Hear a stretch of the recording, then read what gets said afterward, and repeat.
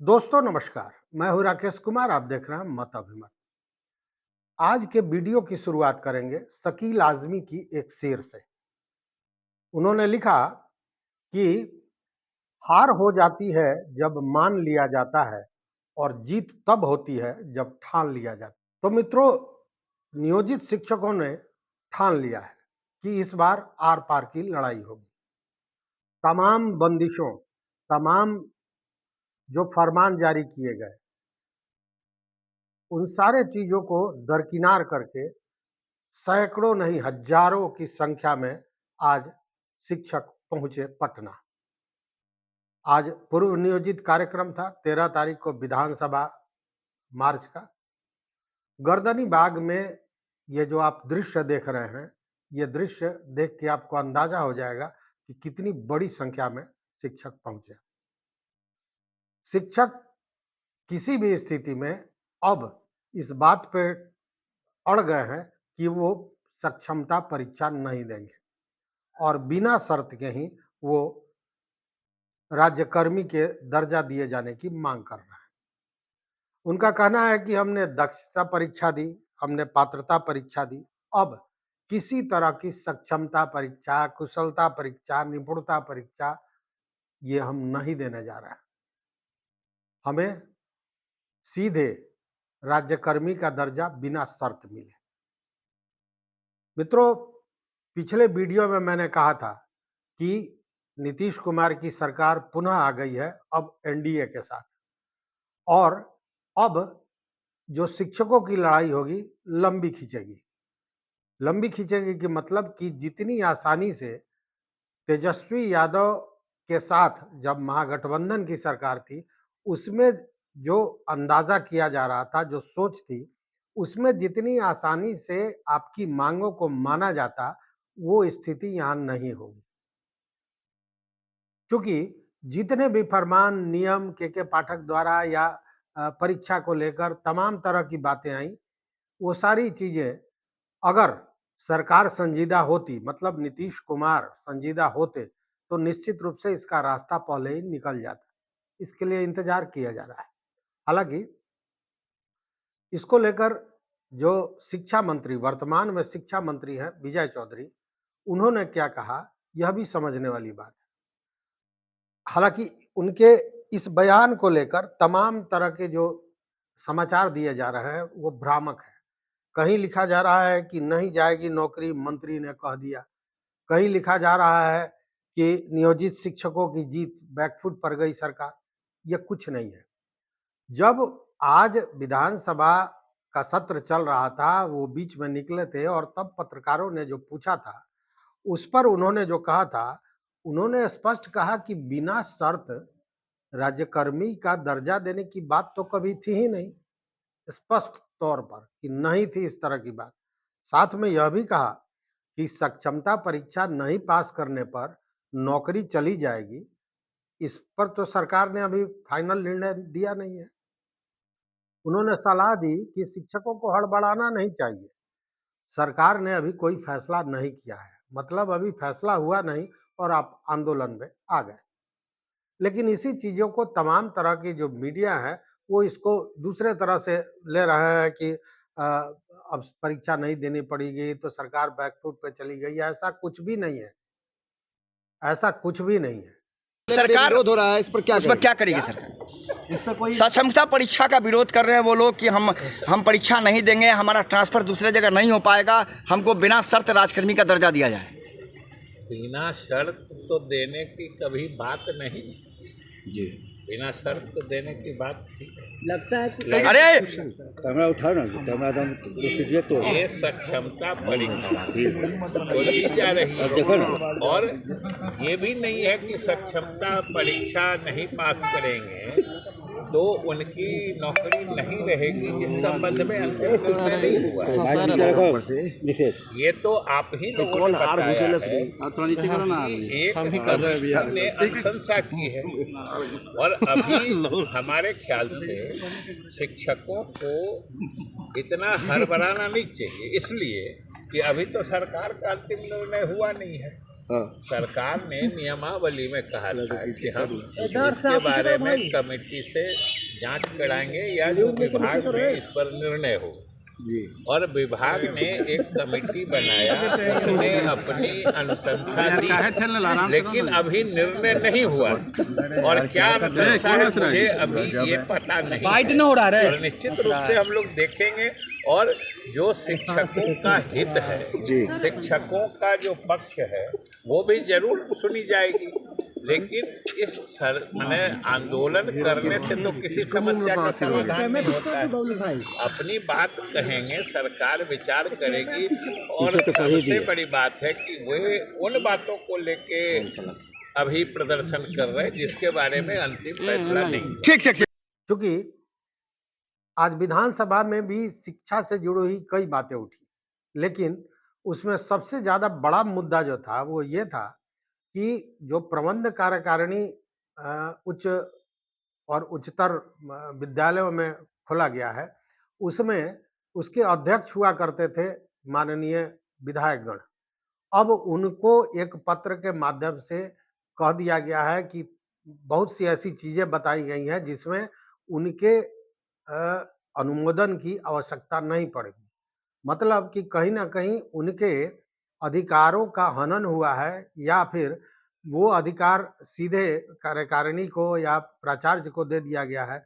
उसको लेकर हाय तौबा मचा हुआ था, तमाम तरह की बातें चल रही थी। लेकिन उसमें जो आज के दिन में विपक्ष में है, चाहे वो राजद के नेता हों, सीपीआई के नेता हों, कांग्रेस के नेता हों, माले के नेता हों, उन्होंने बहुत सी बातें कही और उन्होंने इस शिक्षकों के मुद्दे को उठाया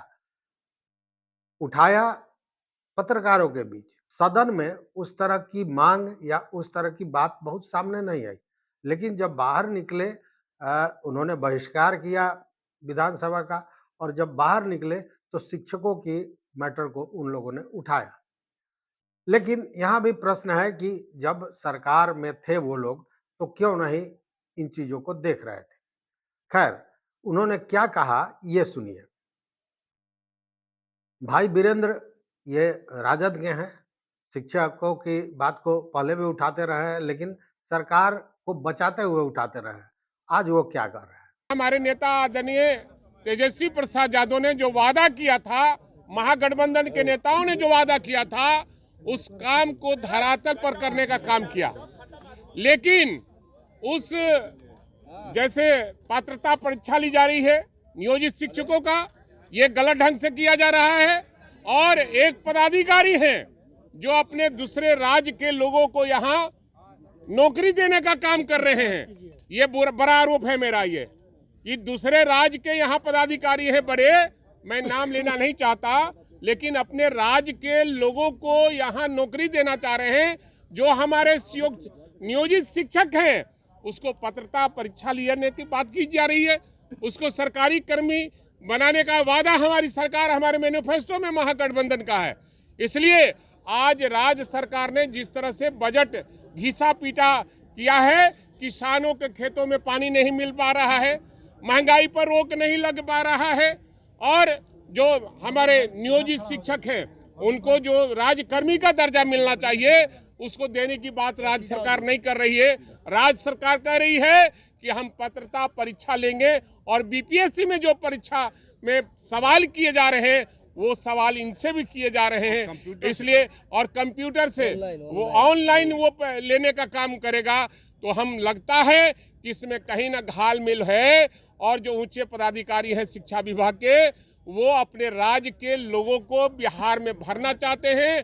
हम डोमेसाइल नीति लागू करना चाहते हैं बिहार में, और हम इसके पक्षधर हैं, महागठबंधन इसके पक्षधर में है।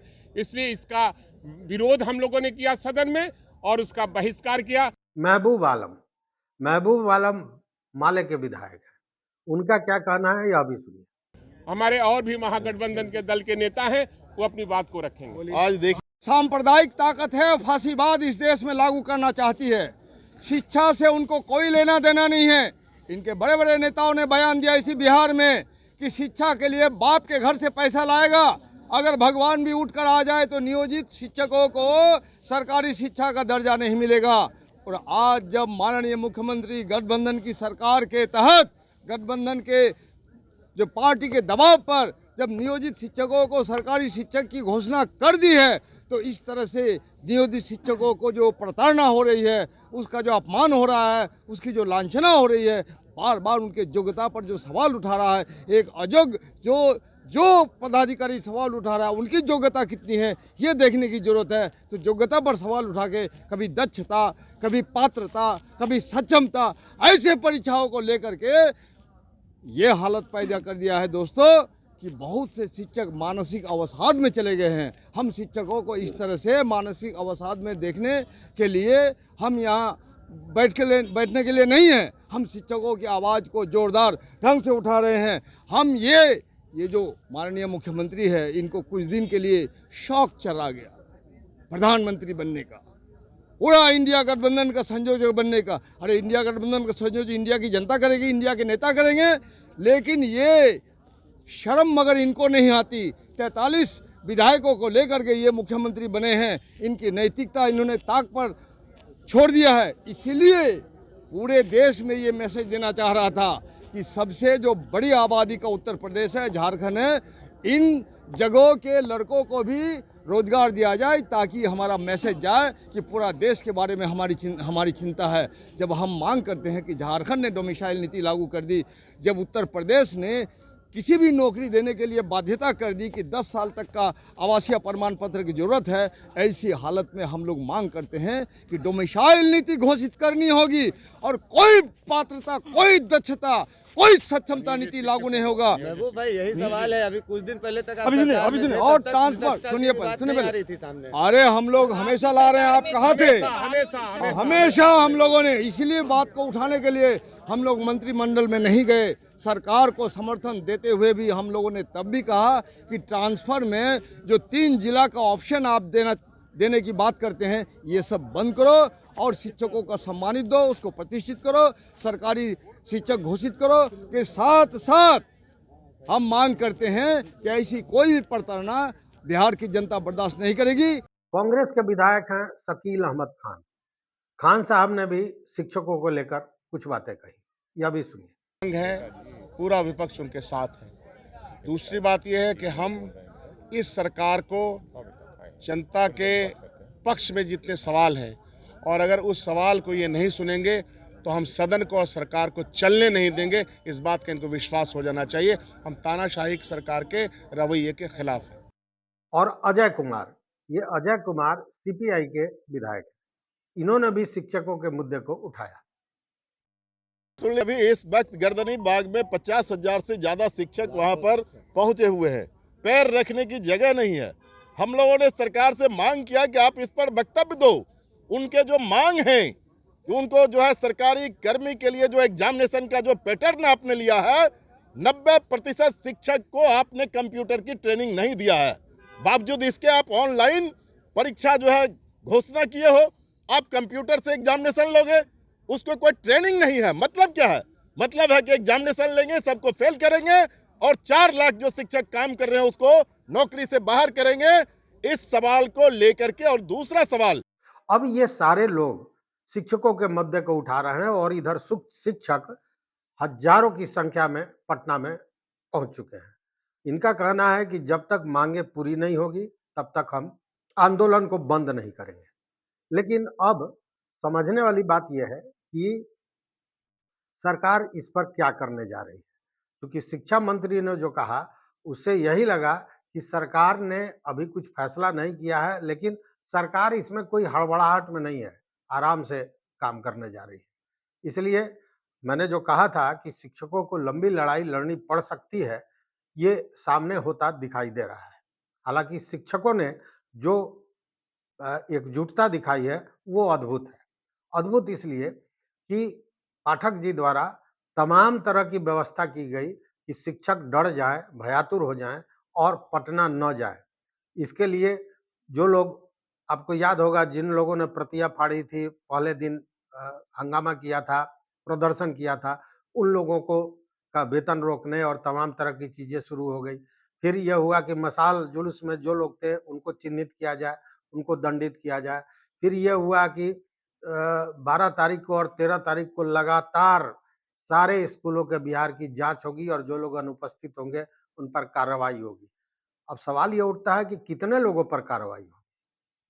तो देखने वाली बात है कि आज की जो एकजुटता है, आज का जो प्रदर्शन है, जो निश्चित रूप से सरकार के आंखों तक जाना चाहिए। हालांकि देखिए, संख्या इतनी बड़ी है, ये अंदाजा किया जा सकता है, हजारों की संख्या में है। लेकिन जब पत्रकारों ने पूछा कि लाखों की संख्या में लोग आए हैं, तो बड़े इत्मीनान से मंत्री महोदय विजय कुमार चौधरी ने जो संख्या पर अपनी बात कही, यह भी काबिल तारीफ है। सुनिए क्या कहा उन्होंने। तो एक हाफ चल लिया, तो अभी आएंगे कुछ देर में, कह रहे अरे हैं सक्षमता परीक्षा यार के अब लाखों लाख कर रहे हैं तो वो तो आप दिखा दीजिएगा। जो अगर सक्षमता लाख परीक्षा नहीं मतलब कि अभी सरकार को ये लग रहा है कि ये मामला बहुत छोटा है, छोटी सी बात है, लेकिन ऐसा है नहीं। क्योंकि ये शिक्षकों का जो संघ एक मंच पर आ गया है, यह निश्चित रूप से सरकार को आने वाले समय में महंगा पड़ सकता है अगर इनकी बातों को का कोई रास्ता नहीं। मैं ये नहीं कहता हूं कि सरकार क्या करे, लेकिन सरकार को कम से कम बैठ के इन बातों पर विचार करके और इसका रास्ता निकालना ही चाहिए। अगर नहीं निकालेगी सरकार रास्ता, तो निश्चित रूप से आने वाले समय के लिए सरकार के लिए गले की हड्डी ये शिक्षक बन सकते हैं। क्योंकि अब उनका ये कहना है, जब ये पूछा जा रहा है कि भैया आप पर कार्रवाई हो सकती है, तो उनका ये कहना है कि जब हमको नौकरी से हटा ही दिया जाएगा 3 परीक्षा के बाद और सक्षमता परीक्षा जैसी फांसी हमारे गर्दन में डाल दी गई है, तो अब उसके बाद बचा क्या है? किस नौकरी के डर से हम करें? मतलब वो डर, वो भय, बिन भय हो ही न प्रीत गोसाई कहा गया है रामायण में। तो भय जो है वो बड़ा आवश्यक है, लेकिन इस कदर प्रताड़ित किया गया शिक्षकों को कि अब उनका भय समाप्त हो गया है। ऐसे में यह निश्चित रूप से जो लड़ाई है वो निर्णायक है। शिक्षा मंत्री ने कहा कि कमेटी के पास भेजा गया है, कमेटी अपना फैसला देगी। इसमें तीव्रता बरतने की जरूरत है। थोड़ी जल्दबाजी में अगर काम ये हो तो शायद शिक्षकों को भी इतनी परेशानी नहीं झेलनी पड़े और सरकार को भी इस तरह के माहौल को झेलने की आवश्यकता नहीं पड़ेगी। इस वीडियो में बस इतना ही। देखते रहिए मत अभिमत। अगर चैनल पर नए हो तो निश्चित रूप से सब्सक्राइब कीजिए, लाइक कीजिए, दोस्तों के साथ शेयर कीजिए और अपना मत, अपना विचार जरूर दीजिए कि शिक्षकों की जो मांग है, शिक्षकों का जो आंदोलन है, वो कितना सही है, कितना गलत है। देखते रहिए मत अभिमत। बहुत बहुत धन्यवाद, बहुत बहुत धन्यवाद।